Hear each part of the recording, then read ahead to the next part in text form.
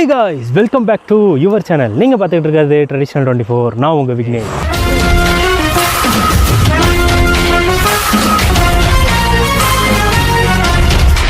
So இன்றைக்கி நம்ம எங்கே வந்திருக்கோம் அப்படின்னு பார்த்தீங்கன்னா நீங்கள் ஆல்ரெடி தம்ப்நெயில்ல பார்த்துருப்பீங்க. ஸோ நம்ம ஊர் சிதம்பரத்துக்கு பக்கத்துலேயே ரொம்ப வருஷ காலமாக ரொம்ப பலாயிரம் ஆண்டுகளுக்கு மேலாக இருக்கக்கூடிய ஒரு கோயிலுக்கு தான் நம்ம வந்திருக்கிறோம். நம்ம எங்கே வந்திருக்கோம் அப்படின்னு பார்த்தீங்கன்னா சிதம்பரத்துலேருந்து கரெக்டாக ஒரு 15 கிலோமீட்டர் தொலைவில் இருக்கக்கூடிய திருநாரையூர் என்கின்ற ஒரு பொல்லா பிள்ளையார் கோவிலுக்கு தான் வந்திருக்கிறோம். ஸோ இந்த ஒரு கோவில் வந்து பார்த்திங்கன்னா பல நூறுன்னு கூட சொல்ல முடியாதுங்க, பல்லாயிரம் வருஷத்துக்கு முன்னாடியிலேருந்து இந்த கோவில் வந்து ஃபேமஸ்ஸு. எப்படி இப்போதைக்கு விநாயகர் கோவிலில் பிள்ளையார்பட்டி கோவில் எந்த அளவுக்கு ஃபேமஸோ அதுக்கு முன்னாடியிலேருந்து இது வந்து ராஜராஜ சோழன் காலத்திலே கட்டப்பட்ட ஒரு கோவில். கிட்டத்தட்ட இந்த கோவில் கட்டி ஒரு 2100 வருஷத்துக்கு முன்னாடி இருக்கும் அப்படின்ற மாதிரி தலபுராணங்களும் சரி இங்கே இருக்கிற மக்களும் சொல்கிறாங்க. இந்த பொல்லா பிள்ளையார் ஆலயம் வந்து பார்த்திங்கன்னா கரெக்டாக சிதம்பரத்துலேருந்து காட்டுமன்னார்குடி போகக்கூடிய லைனில் குமராட்சி என்ற ஊர்லேருந்து ஒரு 5 கிலோமீட்டர் தொலைவில் இருக்குது இந்த பொல்லா பிள்ளையார் ஆலயம். இந்த கோவிலுக்கு வந்து கதை ஸ்டோரி என்ன அப்படின்னு பார்த்தீங்கன்னா, இந்த கோவிலில் இருக்கக்கூடிய சிவபெருமானுக்கு வந்து நாரை வந்து அபிஷேகம் பண்ணதாக வந்து வரலாறுகள் வந்து இருக்குது. இந்த கோவிலோட தலபுராணங்கள், அதாவது கோவிலோட வரலாறு வந்து பார்த்திங்கன்னா, ஒரு முனிவர் அவர். ஸோ அந்த முனிவர் வந்து ஆழ்ந்த தானத்தில் இந்த கோயிலில் இருந்து சிவனை நோக்கி தவம் இருக்கக்குள்ள மேலே வந்து கந்தர்வர்கள்னு நிறைய பேர் இருப்பாங்க. ஸோ அவங்க வந்து தங்க விமானத்தில் வந்து மேலே பறந்துட்டு இருக்கக்குள்ள பழம் சாப்பிட்ருக்காங்க. ஸோ அந்த பழத்தை சாப்பிட்டுட்டு கொட்டையை வந்து பறவை போன்று அப்படியே உதிர்த்ததுனால துர்வாச முனிவர் மேலே வந்து தலையில் வந்து பட்டதுனால அவர் கோபம் கொண்டு அந்த கந்தர்வர்களில் ஒருத்தவரை பார்த்து வந்து சாப விமோச்சனம் அழிச்சிட்டாராம். எப்படி நீ அந்த கொட்டையை வந்து பறவை மாதிரி என் மேலே போடுவ, அதனால நீ நாரையா மாறு அப்படின்னு சொல்லிட்டு சாபம் அழிச்சிருக்காரு. அதுக்கப்புறம் அந்த சாப விமோச்சனத்துலேருந்து நீ விடுபடணும் அப்படின்னா இங்கே இருக்கக்கூடிய சிவனுக்கு காசியிலேருந்து எடுத்துகிட்டு வந்து காசி புனித நீரை வந்து நீ அபிஷேகம் பண்ணினா அதுலேருந்து சாப விமோச்சனம் பெற்றுவ அப்படின்னு சொல்லி அந்த முனிவர் வந்து சொல்ல, நாரை வந்து டெய்லியும் வந்து காசிலேருந்து வந்து தீர்த்தத்தை எடுத்துகிட்டு வந்து இங்கே இருக்கக்கூடிய சிவபெருமானுக்கு அபிஷேகம் பண்ணிட்டு வந்துட்டு இருந்திருக்குது. அப்போ ஒரு நாரை பறந்து வரக்குள்ள நிறைய காற்று மழை இந்த மாதிரி அடிச்சிட்டு இருக்கக்குள்ள அந்த நாரையோடைய அந்த ரெக்கை இருக்கும் பார்த்திங்களா, அந்த ரெக்கை வந்து அப்படியே அந்த சிறகுகள்லாம் வந்து அப்படியே கிழிஞ்சி கீழே விழுந்திருக்கு. ஸோ அந்த இடம் தான் வந்து பார்த்திங்கன்னா சிறகிழந்த நல்லூர் அப்படின்னு சொல்லிட்டு இந்த திருநாரையூர்லேருந்து கரெக்டாக இந்த சைடு போனீங்கன்னா, சிதம்பரம் சைடு போனீங்கன்னா ஒரு 1 கிலோமீட்டர் தூரத்தில் இருக்குது. ஸோ அங்கே தான் வந்து அந்த நாரையோடைய சிறகுகள் விழுந்தது அப்படின்னு சொல்லிட்டு தலபுராணங்கள் வழியாக சொல்லியிருக்காங்க. அதுக்கப்புறம் வந்து அதுலேருந்து தவழ்ந்து சிரமப்பட்டு வந்து இறகே இல்லாமல் வந்து இங்கே இருக்கக்கூடிய சிவபெருமானுக்கு அபிஷேகம் பண்ணதுலேருந்து அந்த சாப விமோச்சனத்துலேருந்து விடுபட்டதா அப்படின்ற மாதிரி சொல்கிறாங்க. அதுக்கப்புறம் இங்கே பொல்லா பிள்ளையார் அப்படின்னு சொல்லிட்டு ஒரு விநாயகர் இருக்கார். இவர் வந்து ரொம்ப ஸ்பெஷலுங்க. உங்களுக்கு படிப்புக்குலேருந்து உங்கள் ஞானத்துலேருந்து கல்வி அறிவுலேருந்து எல்லாத்தையும் கொடுக்கக்கூடிய ஒரு பொல்லா பிள்ளையாராக இங்கே இருக்கக்கூடிய விநாயகர் அமைஞ்சிருக்கிறாரு. பொல்லா பிள்ளையார் அப்படின்றதுக்கு பேர் வர காரணம் என்ன அப்படின்னு பார்த்தீங்கன்னா, பொல்லா அப்படின்னா சுயம்புவாக எழுந்த விநாயகர், அதாவது சுயம்பு அப்படின்றதுக்கு தான் வந்து பொல்லா அப்படின்னு சொல்லுவாங்க. ஸோ சுயம்புவாகவே இங்கே வந்து விநாயகர் வந்து உற்பத்தி ஆகியிருக்காங்க. ஸோ அதுக்காக தான் இங்கே வந்து பொல்லா பிள்ளையார் அப்படின்னு சொல்லிட்டு அவருக்கு ஒரு பேரும் இருக்குது. ஸோ நம்ம ஒரு பொல்லா பிள்ளையார்னு ஒரு மிகப்பெரிய பிரம்மாண்டமான ஒரு திரைப்படமே எடுத்தாங்க. நான் சின்ன வயசுலலாம் அதை பார்த்துருக்கிறேன். ஸோ விநாயகருக்கு வந்து நம்பியாண்டார் நம்பியை வந்து போய் படைச்சிட்டு வர சொல்லுவாங்க. விநாயகருக்கு வந்து அந்த பக்ஷணத்தெல்லாம் வச்சு படைச்சிட்டு வர சொல்லுவாங்க. அவர் உள்ளே போவார், விநாயகர் சாப்பிட மாட்டார்னு சொல்லிட்டு முட்டிப்பார். அதுக்கப்புறம் விநாயகர் காட்சி அளித்து அதை சாப்பிடுவாங்க. அதுக்கப்புறம் நம்பியாண்டார் வந்து இதை அவரோட பையனை போட்டு அடிப்பாங்க. அதுக்கப்புறம் மறுநாளும் நம்பியாண்டார் நம்பியை வந்து அவங்க கையில் வந்து அந்த பக்ஷணத்தை கொடுத்து போய் படைச்சிடுவா, இன்றைக்கி நீயே படைச்சிடுவா அப்படின்வாங்க. திரும்ப வந்து நம்பி வந்து போய் உள்ளே போய் படைக்கக்குள்ள அவங்க அப்பா வந்து கதவு வழியை எட்டி பார்ப்பார். விநாயகர் வந்து காட்சி அளிப்பார். இத்தனை வருஷமாக எனக்கு காட்சி அளிக்காது, எப்படி நம்பிக்கை காட்சி அளிக்கலாம் அப்படின்னு சொல்லிட்டு சந்தேகத்தோடு போய் பார்ப்பார். ஆனால் விநாயகர் டேரெக்டாக அந்த சிறு பையனுக்கு வந்து காட்சி அளித்து அந்த பக்ஷணத்தெல்லாம் சாப்பிடுவார். அப்போ வந்து இந்த பக்ஷணத்தெல்லாம் நான் சாப்பிட்றேன், இருந்தாலும் உனக்கு என்ன வேணும் கேளு அப்படின்னு விநாயகர் கேட்க, எனக்கு வந்து ஞானம் வேணும், அறிவு வேணும் அப்படின்னு சொல்ல, தேவார பாடல்கள் அது இதுன்னு சொல்லிட்டு எல்லாம் நீ வந்து கல்வி அறிவு இல்லாமலே நீ வந்து இந்த ஞானத்து மூலியமாக கற்றுப்ப அப்படின்னு சொல்லிட்டு விநாயகர் வந்து ஞான உதயம் கொடுப்பாரு. ஸோ அப்பேற்பட்ட ஒரு பிரம்மாண்டமான கோவில் நம்ம ஊர் சிதம்பரத்துக்கு பக்கத்தில் இருக்குதுன்னு சொல்லிட்டு நிறைய பேருக்கு தெரியும். இருந்தாலும் இதை யாருமே கண்டுக்கிறது இல்லைங்க. ஏன்னா கிராமத்தில் இருக்குதுல்ல, அதனால் யாருமே அந்த அளவுக்கு கண்டுக்கிறது இல்லை. ஸோ இருந்தாலும் இப்போ வந்து பார்த்திங்கன்னா பைபாஸ் வேறு போட்டுட்டாங்க. ஸோ ஸோ அந்த சைடு பார்த்திங்கன்னா அப்படியே பைபாஸ் இருக்குது. ஸோ நீங்கள் பைபாஸில் கூட வரலாம். அப்படி இல்லைனா இந்த சிதம்பரம் டு காட்டுமன்னார்குடி ரோடே வந்து நல்ல பிரம்மாண்டமாக போட்டிருக்காங்க, பழைய ரோடு. ஸோ இதிலே நீங்கள் வந்தீங்கன்னா நான் சொன்ன மாதிரி குமராட்சிலேருந்து கரெக்டாக 5 கிலோமீட்டர் தொலைவில் இருக்குது. கூகுள்லேயும் லொக்கேஷன் ஆல்ரெடி இருக்குது. ஸோ நீங்கள் பைபாஸ் வழியாக வந்தீங்கன்னா கொஞ்சம் கனெக்ஷன் மாறி மாறி வரணும். ஸோ அதனால் நீங்கள் இந்த பழைய ரோட்லேயே வரலாம். ஸோ ஜெயங்கொண்டம், காட்டுமன்னார்குடி, லால்பேட்டை, சீர்காழி, சேத்தியார்தோப்பு, வடலூர், சிதம்பரம், கடலூர், மாயவரம்னு சொல்லிட்டு நிறைய சுற்று வட்டாரத்தில் நம்மளோட சேனலை பார்த்துட்ருக்கீங்க. ஸோ நீங்கள் மறக்காமல் இங்கே வாங்க. இங்கே வந்து இருக்கக்கூடிய சிவபெருமானையும் வழிபடுங்க. இங்கே இருக்கக்கூடிய பொல்லா பிள்ளாரையும் வந்து வழிபடுத்து போங்க. டைமிங், கோயிலோட டைமிங் எப்பப்பெல்லாம் திறந்துருக்கும் அப்படின்னு பார்த்தீங்கன்னா, டெய்லியும் எல்லா கோயில் திறந்துருக்க மாதிரி தான். காலைல 6 மணிலேருந்து மதியம் 12 மணி வரைக்கும், அதுக்கப்புறம் சாயங்காலம் 4:30 மணிலேருந்து நைட் 8:30 மணி வரைக்கும் திறந்துருக்கும். ஸோ இது வந்து ஒரு கிராமத்தில், கிராமத்தில் அமைஞ்சிருக்கிறதுனால கடைகள்லாம் எதுவும் இருக்காது. நாங்களே ஆல்ரெடி புளிசாதம் வாங்கிட்டு வந்திருக்கோம். இதுக்கப்புறம் தான் போய் சாப்பிட போகிறோம். ஸோ இங்கே எதுவுமே கடை இல்லாதனால வாட்டர் பாட்டில், சாப்பாடெலாம் நீங்கள் வீட்டிலே எடுத்துகிட்டு வந்துருங்க. ஸோ இது கிராமம் அப்படின்றதுனால நல்ல நிழலாகவும் இருக்குது. ஸோ இதுக்கு அடுத்தபடியாக இதே லைனில் நிறைய கோயில் இருக்குது. இதுக்கப்புறம் நீங்கள் கங்கை கொண்ட சோழபுரம் கூட போகலாம். இல்லை கங்கை கொண்ட சோழபுரத்தில் இருந்தீங்கன்னா அங்கேருந்து கூட நீங்கள் இங்கே திருநாரையூர் வந்து நீங்கள் பிள்ளையாரையும் சிவனையும் வழிபட்டுட்டு போகலாம். ஸோ இந்த வீடியோவை கொஞ்சம் வாங்க, கோயிலுக்கு போய் உள்ளே போய் காட்டுறேன். இந்த வீடியோ பிடிச்சிருந்தனா உங்கள் ஃப்ரெண்ட்ஸுக்கு ஷேர் பண்ணி விடுங்க. இப்போ தான் நம்ம சேனலை பார்க்குறீங்கன்னா மறக்காமல் நம்ம சேனலை சப்ஸ்கிரைப் பண்ணி வச்சுக்கோங்க. அப்படியே பக்கத்தில் இருக்கக்கூடிய பெல் ஐக்கானே கிளிக் பண்ணி வச்சுக்கோங்க. ஸோ வாங்க வீடியோக்குள்ளே போகலாம்.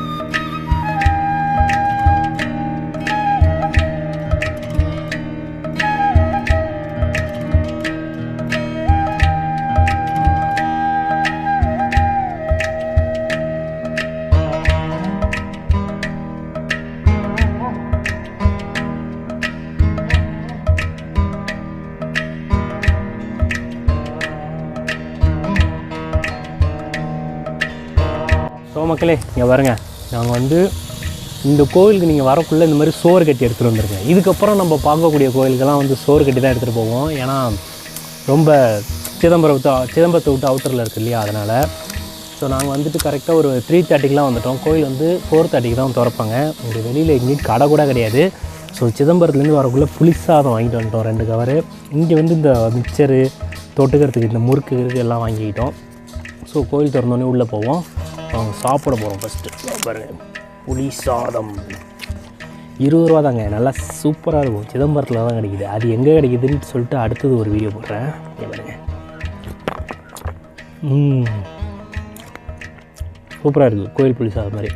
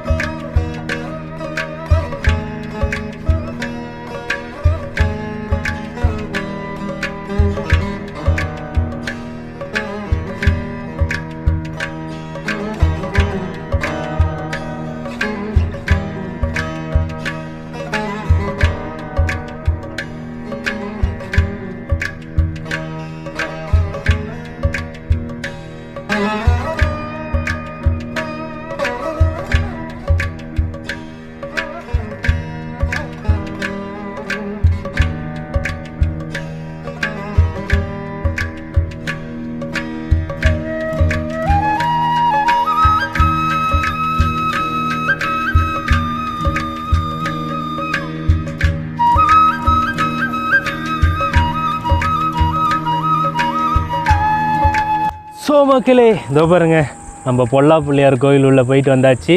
ஸோ உள்ளே வந்து நான் நிறைய விஷயத்தை வந்து உங்களுக்கு சூப்பராகவே அழகாகவே படம் பிடிச்சி காமிச்சிருப்பேன். ஸோ உள்ளே வந்து ஆலய திருப்பணிகள் நடந்துகிட்ருக்கு. இன்னும் ஒரு வருஷத்துக்குள்ளே கும்பாபிஷேகம் பண்ணிடுவேன் அப்படின்னு சொல்லியிருக்கிறாங்க. ஆனால் டேட் இன்னும் சரியாக சொல்லலையாம். ஸோ ஆலயத்துக்காக வந்து பார்த்திங்கன்னா நிறைய பேர் நன்கொடை கொடுத்துருக்காங்க. அது மட்டும் இல்லாமல் கவர்மெண்ட் சார்பாகவும் அறநிலைத்துறை சார்பாகவும் அது வந்து நிறைய நன்கொடைகள் வழங்கி அதை வந்து சூப்பராக பண்ணிகிட்ருக்காங்க. கோயில் ரொம்ப பழசாக போயிடுச்சுங்க. எனக்கு அந்த சீரமைக்காத இடத்துக்கிட்டலாம் போய் பார்த்தா அப்படியே எனக்கே ஒரு மனசுக்கு கஷ்டமாயிடுச்சு. ஆனால் இப்போ கொஞ்சம் புதுப்பிச்சுட்டு சூப்பராக வச்சிட்ருக்காங்க. கண்டிப்பாக கும்பாபிஷேகத்துக்கு ஒரு அப்டேட் பண்ணுவோம். ஸோ நீங்களும் இங்கே வாங்க, மறக்காமல் இந்த பொல்லா பிள்ளையாரையும் இங்கே இருக்கக்கூடிய திருநாரையூர் அந்த சிவபெருமானையும் அம்பாலையும் மறக்காமல் வழிபடுங்க. பஸ்ஸு வந்து உங்களுக்கு எனி டைம் இருந்துக்கிட்டே இருக்குங்க. சிதம்பரம் டு காட்டுமன்னார்குடி உங்களுக்கு ஒரு 20 நிமிஷத்துக்கு ஒரு பஸ் இருக்குது. அப்படி இல்லைனா 25 நிமிஷத்துக்கு ஒரு பஸ் இருக்குது. ஸோ பைக்லலாம் நீங்கள் ஈஸியாகவே வரலாம். சாப்பாடு வாங்கிட்டு வந்துடுங்க. நான் ஆல்ரெடி சொன்ன மாதிரி ரொம்ப அவசியம். வெயில் காலத்தில் வந்தீங்கன்னா தண்ணி எடுத்துகிட்டு வாங்க. இங்கே கிராமத்தில் இருக்கும் தண்ணி, இருந்தாலும் வந்து கொஞ்சம் கோவில் வந்து இன்றைக்கே வந்து பார்த்திங்கன்னா ஒரு 5:15 கிட்ட தான் திறந்தார் பூசை குருக்கள் வந்து. ஸோ அதனால் கொஞ்சம் லேட் ஆகிடுச்சு. ஸோ மறக்காமல் வாங்க, வந்துட்டு போங்க. ஸோ நீங்கள் காட்டுமன்னார்குடியிலேருந்து வந்தீங்கன்னா அந்த கும்பகோணம் சைட்லேருந்து காட்டுமன்னார்குடி நிறைய பஸ் இருக்குது. ஸோ சிதம்பரத்துலேருந்தும் காட்டுமன்னார்குடி நிறைய பஸ் இருக்குது. சேத்தியார் தோப்பு வடலூர்லேருந்தும் காட்டுமன்னார்குடிக்கு நிறைய பஸ் இருக்குது. ஸோ பஸ் ஃபெசிலிட்டிஸ்க்கு வந்து கண்டிப்பாக வந்து ஒரு கவலையே கிடையாது. இதோட மெயின் ஸ்டாப்பிங் வந்து திருநாரையூர் தான். ஸோ திருநாரையூர் நீங்கள் இறங்குனீங்கனாலே ஒரு ஆர்ச் இருக்கும். அந்த ஆர்ச்லேருந்து உள்ளே போனீங்கன்னா கரெக்டாக 1 கிலோமீட்டரில் உள்ளே வந்து பொல்லா பிள்ளையார் கோவில் இருக்குது. ஸோ மறக்காமல் குடும்பத்தோடு வந்து வழிபட்டுட்டு போங்க. ரொம்ப நீங்கள் தரிசிக்க வேண்டிய ஒரு ஸ்தலம். சித்தர்களும் முனிவர்களும் யோகிகளும் வந்து வழிபட்ட ஒரு ஸ்தலம்னால பவர் ரொம்ப அதிகங்க. ஸோ அவ்வளோதான். இதோட நம்ம இங்கேருந்து கிளம்ப வேண்டிய டைம் வந்துருச்சு. ஸோ அடுத்த ஒரு வீடியோவில் ஒரு சூப்பரான கண்டென்ட்டோட நான் உங்களை மீட் பண்ணுறேன். Until then, bye bye, see the next video.